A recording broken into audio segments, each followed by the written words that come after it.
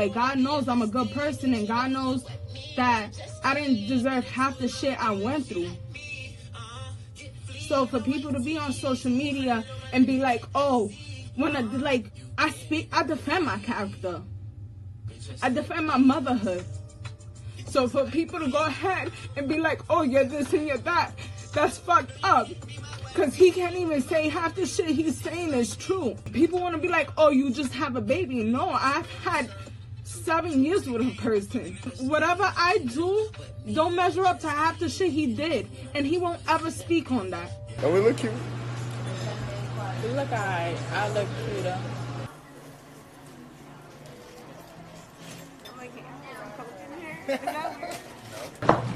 You know the vibes. Wawa, subs, be lit. What's up, everybody? It's your boy JB, aka Spoken.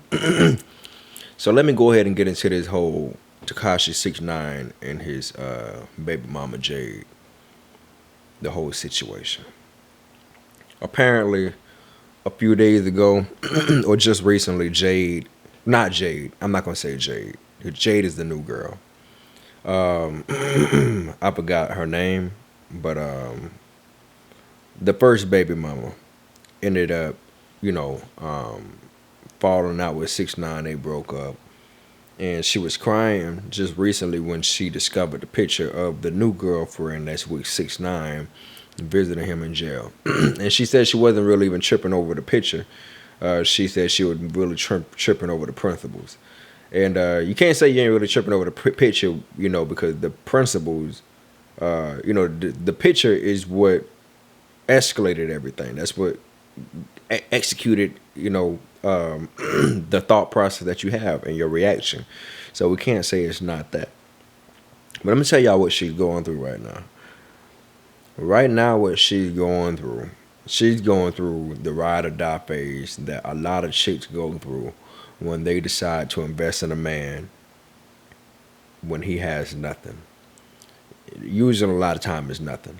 And it happens a lot of times. You hear cases of women being with guys for like 8 years, 7 years, 5 years, 10, and spend a lot of the years with the guy, with him not being financially set, not physically set, and stuff like that, appealing to her. And a lot of times these chicks, they ride it out even if they don't rock with the situation at the time. And that's what's happening to Tekashi 6ix9ine's baby mama. Right now, she's going through her little trial with Tekashi because right now he's up right now. Now, he may be locked up and everything, but he's up right now. And this tends to happen a lot when it comes to guys, women in relationships, especially when one tends to get on and get that bag. I mean, like, and a bag so increasingly well put together that you won't even think twice if somebody putting some money in your face and say, hey, handle that for me. I'm talking about that type of bag, the type of bag that'll change your situation overnight. So, so when you have a situation like that, a lot of times what the guys end up doing, they end up trying to upgrade. Because a lot of times guys, they're not really satisfied with the situation what they had in the first place. It could be that. It could also be them dealing with their ages, depending on how old you are, especially in your 20s. Because if you're in your 20s and you got somebody who ride or die for a while or whatever, there's a good chance you're probably going to be dibbling and dabbling, especially when you're in a satanic industry filled with spirits that you can't even deflect because you're projecting some bullshit out there too. So when you projecting the type of energy that you're projecting, which is a bunch of negativity, and then it's mixing in with everything else that's out there in the world, that ain't gonna go right. But and then you're gonna end up finding yourself getting yourself into a lot of trouble. You're gonna get yourself burnt out here. You're gonna find yourself impregnating a lot of women. That's just a life that you just don't wanna find yourself getting caught up in, especially if you don't have the finances to get yourself out or the willpower to get yourself out of it. So days later, I guess the first baby mama ended up putting up a picture of a black man on her Instagram, and she seemed like she was so happy. And all she's doing is basically trying to get back at him at this point. And also, too, another thing that I want to highlight to everybody, especially to all my people out there that's black, watch how you affiliate yourself with certain people when they decide to approach you. Now, in this situation, yes, she seemed to be moved on. She seemed to be, you know, I guess enjoying her best life. Tekashi 6ix9ine seemed to be moved on. It is what it is. When you break up, it is what it is, right? Well, now it's time to play a little bit of game of sit back and let the clock play itself out. Because remember, Tekashi is in his 20s, and we don't really know if he gonna end up running back to the baby moms or not. And I'm pretty sure she's very much so accepting of his comeback if he want to make a comeback and be with the family. I'm pretty sure she is, because would no woman get online crying like that unless she didn't have no feeling? So the reason why she did that and got next to the guy and the black guy was because she was trying to rub it up in old boy face, and she really don't care about old boy, and we all know it. But black people, y'all got to stop being the fall guy for a lot of people who aren't in your groups, because what are you really gonna gain from the situation of being the side nigga or the new nigga who fucking Tekashi 6ix9ine baby mama to rub it in? And if you feel like you want to rub it in because this nigga talking shit, go ahead. But look at how Tekashi used the black community towards his benefits and towards his advantage so he could get his own personal gain. And then he ended up dropping everybody that came with him, too.